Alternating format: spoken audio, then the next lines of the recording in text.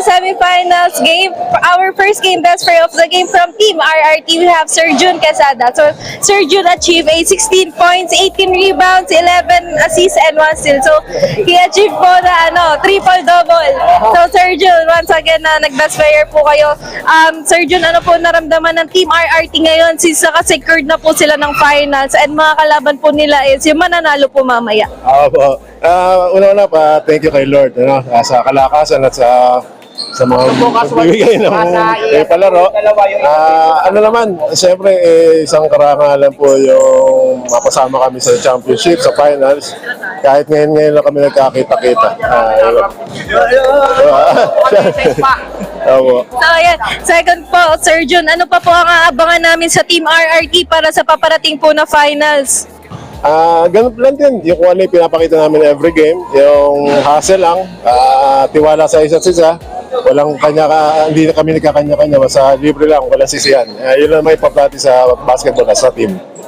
So, ayan. Lastly po, Sir Jun, ano magiging message niyo po sa Team RRT since naka-secured nga po kayo ng finals? Anong hassle pa po ang maibibigay ng Team RRT sa amin sa final?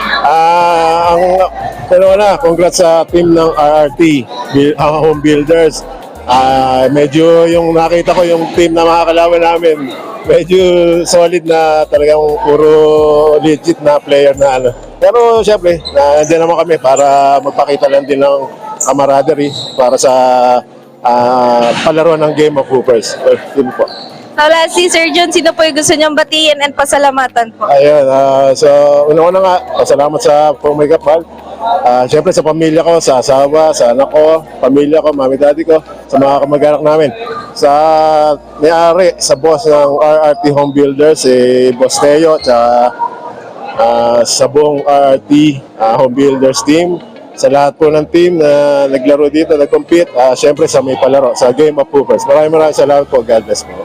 So once again po, congrats. So once again, for our season 2 semifinals games, first game best player of the game from Team RRT, Sir Jun Quesada. Congrats po! God bless.